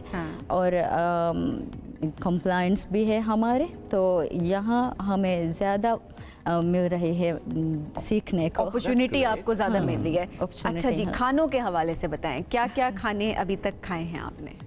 अरे बाप रे, ये तो बहुत अच्छा, सारे सवाल, जो सवाल पूछो ना आफरा साहब का, ये तो बहुत मुश्किल सवाल है। ये मुश्किल नहीं, ये यहाँ की खाना बहुत अच्छी है। हाँ, खाने में तो मुझे शौक लगा था, क्योंकि पूरा मटन खाना पड़ता है। हर रात मटन खाकर है ना, हमारे दिल अब मटन के साथ हो गया। तो वैसे और क्या खाया? हाँ, बिरयानी भी खाया। बिरयानी ट्राई की है? कल तो शाम को हम गए थे स्ट्रीट में, तो वो समोसा है ना, समोसा भी खा लिया। मालदीव में समोसा होता है? मालदीव में समोसा होता है, लेकिन अच्छा। बहुत डिफरेंट है। क्या होता है वहाँ के समोसे में, पाकिस्तान के समोसे में क्या फर्क है? वो अफरा बताए। मालदीव के समोसा में मच्छी है, अच्छा, मिर्ची है, ओके, थोड़ा सॉल्ट डाला, ऐसा मिक्स करता है। लेकिन साइज में भी थोड़ा डिफरेंस है। बड़ा होता है समोसा? नहीं, छोटा होता है। हमारे पास है समोसे हर साइज के होते हैं। मोल्डिव्स कीमा वाला समोसा, चीज वाला समोसा, छोटा समोसा, बड़ा समोसा। अभी आपको अपने बाकी समोसे खिलाने हैं तो हर साइज का समोसा मिलेगा। अच्छा, आप कह रहे हैं जो मालदीव का समोसा उसमें मछली होती है। ओके, अदरवाइज जब हम खाने की बात करते हैं स्पाइस वाइज, मालदीव्स में और पाकिस्तानी खानों में स्पाइस में क्या फ़र्क है? धुएं निकले थे? मालदीव्स पीपल ज़्यादा स्पाइस खाता है ना। डिफरेंस ये है कि मालदीव्स में सब खाने में भी मछली डालते हैं। हर खाने में मछली होती है। हर खाने में भी मछली वाफर है ना वहाँ पे, इन अबंडेंस है वहाँ पे, इसलिए भी यूज़ होती है, ज़्यादा खाई जाती है। अच्छा, अभी और कहाँ आप लोगों ने जाना है? थोड़ा अपने प्लान के बारे में बताइएगा। क्या कुछ एक्सप्लोर करना है आगे? बहुत एक्सप्लोर करना है ना। मरी जा रहे हैं आप लोग गालिबन? कल मरी जाएंगे, लाहौर भी जाएंगे। अच्छा, वैसे आफरा, पाकिस्तान आने से पहले जितना पाकिस्तान को आप जानते थे या जितना आपको मालूम था, परसेप्शन क्या थी? अच्छा, पाकिस्तान आप जाएंगे, कैसा होगा पाकिस्तान? क्या सोचा था और जब आए फिर कैसा दिखा? जैसे मैं सोचा नहीं वैसा हो गया। सोचा क्या था? बहुत ज़्यादा पीपल बोलता है ये अच्छी जगह नहीं है, लेकिन मैं उन लोगों को बोलता हूँ ये बहुत अच्छी जगह है। आप लोग बहुत फ्रेंडली है। वो पीपल बोलता है वो ऐसा नहीं है। मेहमानदारी भी बहुत अच्छी है ना ज़ीनिया जी? मैं तो बोलूँगी कि मैं तो बहुत एक्साइटेड थी क्योंकि मैं तो ड्रामास देखती है ना, इसीलिए। कोई ऐसी एक्टर जिससे आपकी ख्वाहिश हो मिलने की, पाकिस्तानी एक्टर? अभी तक तो नहीं। अभी तक नहीं है, लेकिन ड्रामे आपने जो भी काफ़ी देखे, मैंने शायद कोई एक्ट्रेस आपको पसंद हो जो आप चाहती हो कि अच्छा उससे मुलाकात हो जाए। लेकिन जो ड्रामास में देखते हैं ना, इसी तरह के बहुत अच्छे लोग हैं यहाँ दिल से। मतलब वो सब लोग इधर हमारी बात करता है, वो दिल से बात करता है। ये हमारी फील है। यही बहुत खुश है हमारे लिए। That's true actually।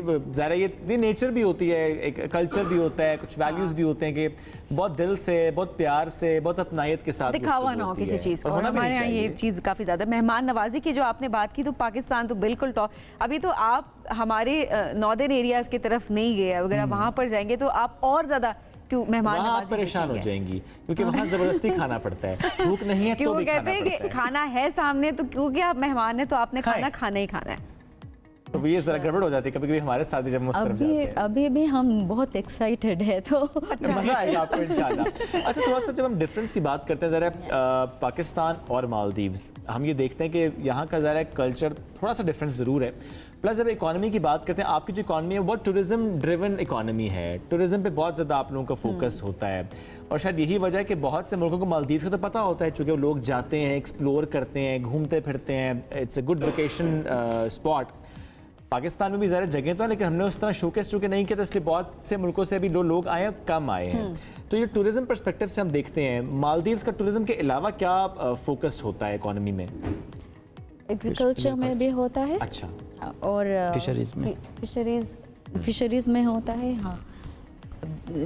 लेकिन टूरिज्म पहले आता है। पहले टूरिज्म आता है। यानी वहाँ पे ज़्यादा लोग टूरिज्म से जुड़े हैं, उसी से अटैच्ड हैं फॉर देयर लाइवलीहुड और थिंग्स लाइक दैट? ऐसा भी नहीं है, ऐसा भी नहीं, लेकिन अब ज़्यादा लोग टूरिज्म में काम करती है, इसीलिए तो वो सब भरोसा होता है टूरिज्म के। और अब हमारे वो सिर्फ रिजॉर्ट नहीं है, लोकल टूरिज्म भी है, होम स्टे भी है, इसीलिए डिफरेंट वेराइटीज़ भी है। अच्छा। सो इतना एक्सपेंसिव नहीं, जॉब अपॉर्चुनिटीज़ है टूरिज्म में, इसीलिए तो ज़्यादा लोग उसकी तरफ जाते हैं। क्योंकि 200+ आइलैंड्स है, रिसोर्ट्स बना है, वन आइलैंड वन रिसोर्ट। जैसे अफरा ने अभी बोला, हमारे पास अभी लोकल टूरिज्म भी है, तो उसमें बहुत नौकरी है ना, आते हैं, अपॉर्चुनिटीज बहुत ज़्यादा है। वैसे ये भी होता है पाकिस्तान से जो लोग जाते हैं मालदीव्स, आप लोगों के कॉन्टेक्ट, जिस तरह आपने टीचर का जिक्र किया, तो आप भी ऐसा एक्सपीरियंस शेयर करें जो पाकिस्तान से वहाँ गया और वहाँ पे आप लोगों का इंटरेक्शन हुआ, तो वो कैसा रहता है इंटरेक्शन? मेरा तो आपका नहीं है? कोई नहीं। आपको टीचर के अलावा है? नहीं, अभी नहीं। इसका मतलब है कम लोग जा रहे हैं। कम लोग। ये हम यहाँ से कहते हैं जी ज़्यादा लोग जाया करें। We wish you a very good and happy stay here in Pakistan. Thank you so much for joining us today. Thank you so much. Thank you for जी। giving us the अच्छा opportunity. एक्सपीरियंस आप लेकर जाएं। इंशाल्लाह पाकिस्तान के ambassador बन के वापस जाएंगे इंशाल्लाह। नाज़रीन ब्रेक की तरफ बढ़ेंगे, ब्रेक से वापस आएंगे। Stay with us. Welcome back. आपकी मुलाकात एक ऐसे हीरो से करवाने जा रहे हैं जिन्होंने अपनी जान पर खेलकर दर्जनों मासूम जिंदगियां बचाई और उनके जज्बे, उनकी हिम्मत, उनकी बहादुरी जितनी तारीफ की जाए वो कम है।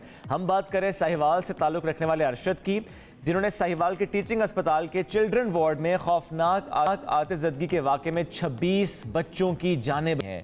ये खौफनाक वाक़या इतवार की सुबह उस वक्त पेश आया जब अस्पताल में शॉर्ट सर्किट से आग लग गई और तकरीबन 70 बच्चे, उनके अहले खाना वार्ड में फंस गए। अब ऐसे में इस बहादुर वार्ड बॉय ने, यानी हम जिस हीरो की बात कर रहे हैं, कैसे उन बच्चों की जान बचाई, आज हमारे साथ प्रोग्राम में उसी पर बात करने के लिए खुद अरशद मौजूद है। अरशद बहुत शुक्रिया, हैट्स ऑफ टू यू, जो आपने काम किया है, बहुत से बच्चों की जानें आपने बचाई हैं।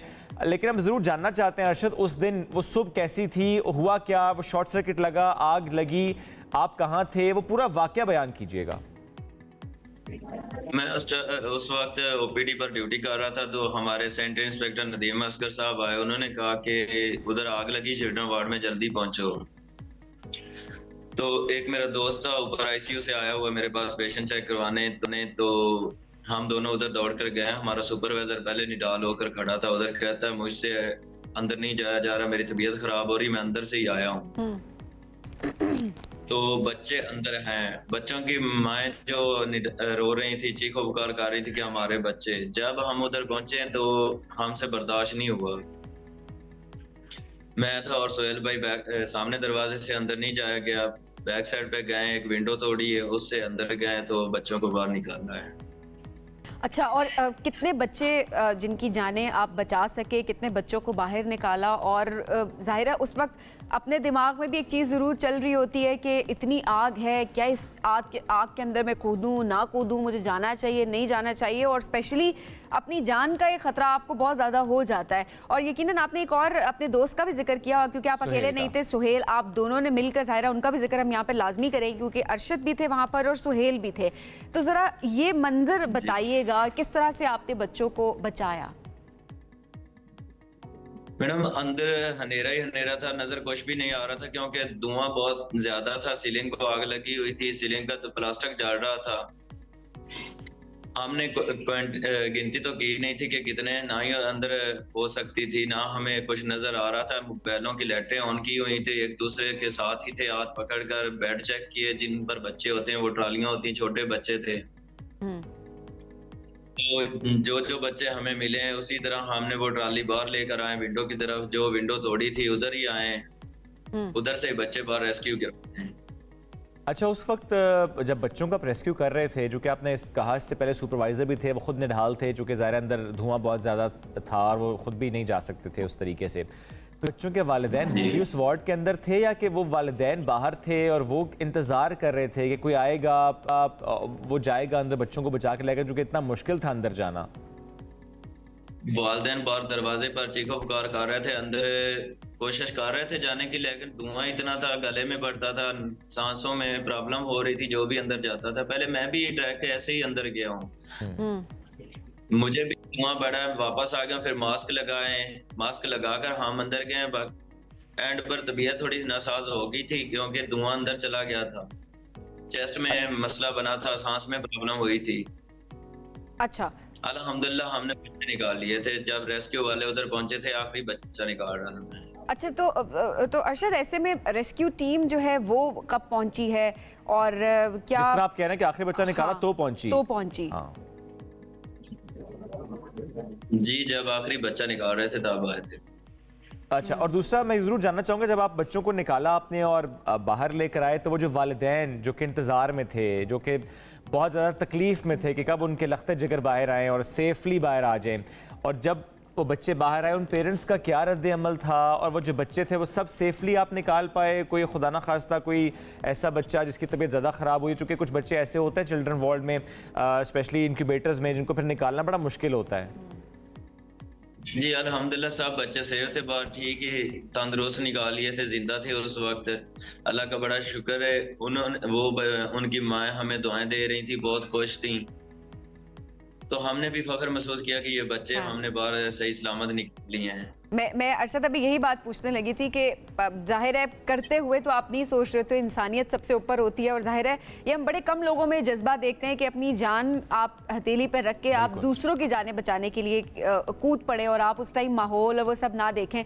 अरशद खुद कैसा फील होता है इस वक्त जब वो मंजर अपने आंखों के सामने दोबारा आता है, जब आप याद करते हैं आता है कि आपने किया ये? एग्जैक्टली, कि कभी सोचा था कि कभी इतनी हिम्मत आपके अंदर आएगी कि इतनी जानें आप बचा सकेंगे और अपनी जान का खौफ भी नहीं रहेगा? मैडम कभी भी नहीं सोचा था कि ये वाकया मेरे पास सामने आएगा, मैं ऐसे अंदर जाऊंगा, बच्चों को बचाऊंगा। जब उधर खड़े थे कुछ समझ नहीं आ रहा था, यही आ रहा था कि या तो शहीद हो जाएंगे या इन बच्चों को बाहर ले आएंगे। अच्छा अरशद, आपने और सुहेल ने जिस तरह से जाके बच्चों की जान, मुझे और कोई जिसका आप जिक्र करना चाहते हो जिसकी वजह से थोड़ा सा ये रेस्क्यू का अमल आसान हुआ, थोड़ा सा बेहतर हुआ, जिसने बहुत सपोर्ट किया, कोई नाम जो लेना चाहते हो आप इस सारे में? जी हमारे दर्जा 4 के मुलाजिम बाद में पहुंच गए थे, खिड़कियों से वो पकड़ रहे थे बच्चों को, खिड़कियां बाहर से तोड़ रहे थे कि धुआं अंदर से खत्म हो, रेस्क्यू वालों ने आगे आकर बुझाइए, तो सपोर्ट सब ने की है अल्हम्दुलिल्लाह बाद में आकर। और उसके बाद अब जब दो रोज़ हम देख रहे हैं कि सोशल मीडिया पर भी इतनी पजीराई, बहुत सी तारीफ आपकी की जा रही है, घर वालों ने बड़ा आपको ज़रा अप्रिशिएट किया होगा, और वैसे सोशल मीडिया पर भी कैसा लगा लोगों का रिस्पॉन्स? ऐसे में एक चीज़ ऐड करना चाहूँगी कि ये ज़रूर बताइएगा कि अस्पताल इंतज़ामिया की तरफ से क्या अप्रिशिएट किया गया है, क्योंकि असल में देखा जाए तो वहाँ पर टीम्स होनी चाहिए थी, रेस्क्यू टीम को टाइमली पहुँचना चाहिए था, लेकिन वहीं पर आपने जो है अपनी जिम्मेदारी निभाई है। सो क्या उनकी तरफ से अप्रिशिएट किया गया है? नहीं, कुछ भी नहीं। ये ज़रा थोड़ा सा डिसअपॉइंटिंग है, और ये हुकूमत को करना चाहिए, जो कि ज़रा एक गवर्नमेंट हॉस्पिटल है, ये गवर्नमेंट की जिम्मेदारी है कि वो अप्रिशिएट करे। अरशद बहुत शुक्रिया, आपने जितनी कीमती जानों को है, ज़रा अजर तो अल्लाह की ज़ात दे सकती है, इंसान दे नहीं सकते, और वैसे भी जो आपने किया बिल्कुल अल्लाह की रज़ा के लिए किया, और बहुत इंसानियत की जब हम बका की बात करें, इंसानियत की बचाने की बात करें, ज़रा एक शख्स की जान आप बचाएं तो पूरी इंसानियत को आपने बचाया, तो आपने तो इतने बच्चों की जान माशाल्लाह बचाई है, तो वो दुआएं जो उन वालिदैन की आपके साथ ज़िंदगी भर रहेंगी, ज़ाहिर है उनका नेमुल बदल कुछ और हो नहीं सकता। बहुत शुक्रिया अरशद, साथ मौजूद थे।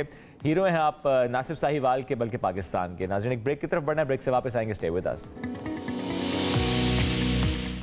Welcome back after the break. नाजरीन आज प्रोग्राम में तो मुख्तलिफ सेगमेंट्स थे, लेकिन जो कि हमने आगाज़ में भी बात की थी मवेशी मंडी की और ईद कुर्बान की, उसकी तैयारी की और ख़रीदो फरोख्त की, तो ऐसे में सभी हम ये भी देखते हैं कि बहुत सी मंडियों में लोग जिस सिर्फ जाते हैं देखने के लिए, अच्छा यहाँ पे किस नस्ल का जानवर आया है। अच्छा आप जाएं वहाँ पे व्यापारी से सवाल करें, किसी जानवर जो कि बहुत महंगे दाम जिसके हों, वो कहेगा जी पिस्ते भी खाता है, बादाम भी खाता है, अखरोट भी खाता है, दूध भी पीता है, मलाई भी खाता है। बंदा कहता है कौन है, हाँ वो उसके बारे में ज़रा उसके खुसूसियात बयान कर रहे होते हैं।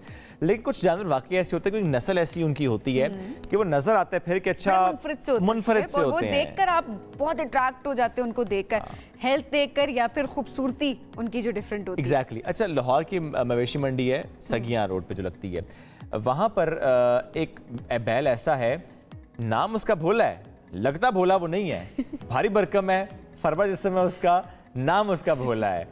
क्या कीमत क्या है, खाता क्या है, उसकी नस्ल क्या है, इस पर रिपोर्ट आपको दिखाते हैं। बड़ी ईद की बड़ी रौनकें, मवेशी मंडियों में खूबसूरत और बेशकीमत कुर्बानी के जानवरों का मेला लगा हुआ है। लाहौर की सगिया मंडी में मौजूद भोला सबकी नजरों का महवर है। चौंकिए नहीं, ये 40 मन से जायद वजनी बैल का नाम है। सर पर ताज और पैरों में झांझरें पहने इस ऊंचे लंबे बैल के दाम 30 लाख रुपए मांगे जा रहे हैं। मालिक के मुताबिक साहिवाल और ब्राह्मण नस्ल इस क्रॉस बैल को देसी खुराक खिलाकर बड़ा किया है। देसी खुराक, मक्खन और गंदम डालता हूँ। डिमांड तो 30 लाख है, लेकिन पता चल जाएगा इंशाअल्लाह, जिधर भी जाएगा अल्लाह के रास्ते में कुर्बान होना है, जिसके मुकद्दर में होगा हमने दे देना है इसको। कुर्बानी के लिए खरीदार भोला को खरीदना तो चाहते हैं, मगर दाम सुनकर खामोश होकर रह जाते हैं। कहते हैं रवां साल जानवरों की कीमतें 2 गुना बढ़ चुकी हैं।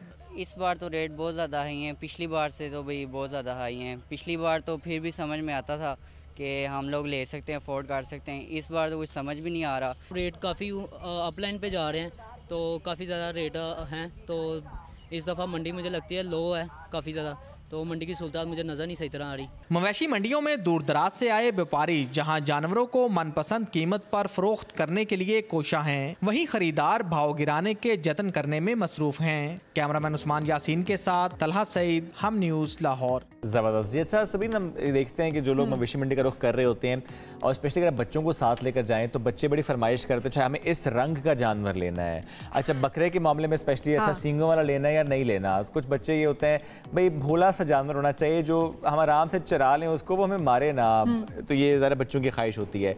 आप कभी वैसे बचपन में गई मवेशी मंडी? बचपन में चक्कर लगा होगा बट काफी अरसा हो गया कि मेरा जाना नहीं हुआ। अच्छा आप गई थी तो फिर आप जब गई थी जानवर किधर गए थे? मैंने क्यों कह दिया? अच्छा मेरा कहने का मतलब ये था कि आप डर गए होंगे। अच्छा जवाब दिया है। आज आपका दिमाग ज्यादा तेज चल रहा है, मेरा ख्याल है यहीं पे बात को रोक देते हैं। मैंने कहा यार हमारा क्या काम है, हम वहीं चले जाए, हमें जाना चाहिए। भोले पे बात शुरू हुई थी, बात अब कहीं और ले गई है। चले इस पर हम बहस कल करेंगे स्टार्ट दोबारा से, ठीक है नाज़रीन, ये याद रखें कल इस पर हम बहस करेंगे। एनीवेज जी हमें दीजिए इजाज़त, दोबारा मुलाकात कल करेंगे। अल्लाह हाफिज़। अच्छा